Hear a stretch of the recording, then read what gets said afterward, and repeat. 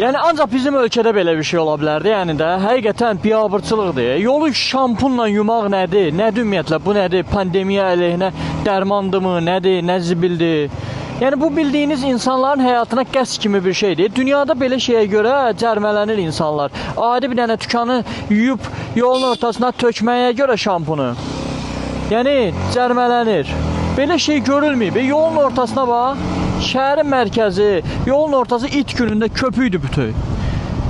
İndi orada da kimsə sürüşsə, yıxılsa, kimsə maşınla və yaxud da nəsə sürüşüb harasa dəysə, həmin adam günah daşıyacaq. Belə şey dünyada yoxdur həqiqətən. Yolun ortasını köpükləyərlər, şampunlayarlar, neyniyərlər. Bu nədir? Mən başa düşəmirəm. Sağ tərəfi köpükləyirlər, sol tərəfi qalıb. Bu nə məntiqdir? Niyə var ümumiyyətlə belə bir şey? Bu adamlar hardan düşünür, nə ilə düşünür?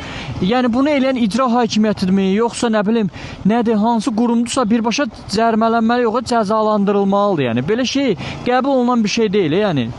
Yəni yolun hərəkət hissəsinə sən durub şampunla, sürüşkən vasitə ilə şey tökməyin birbaşa kiminsə həyatına qəsddir, yəni öldürməkdir. Kimsə yıxılsa həmin şirkətidir, həmin nədirsə onları məhv eləmək lazımdır. Vallahi buna bax, şəhərin mərkəzi bütün köpüydür. İndi burada gəl yavaş-yavaş sür. İstər maşın olsun, istər motosikl olsun, hamısı üçün həyati təhlükə yaradırlar. Bilə-bilə ha. Sən o elə şey eləməlisən ki, heç bir dezinfeksiya maddəsinin tərkibində belə köpüklənməli bir şey olmamalıdır. Yola tökürsən bunu.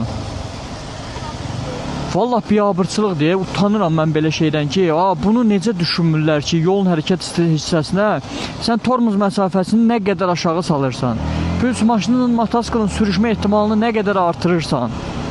Buna bax, bütün köpükdür. İndi bir də ayını biraz sərt tormuz ver. Saxlaya bilməyəcəksən. Gərək əlim muftadadır. Bax, muftada gedirəm mən. Çünki bilirəm ki, əlimi çəksəm ani sürətlənmə, yerdə tutuş yoxdur o usta. Buna bax, sən can. Elə bil Ariellə yuyublar yolu.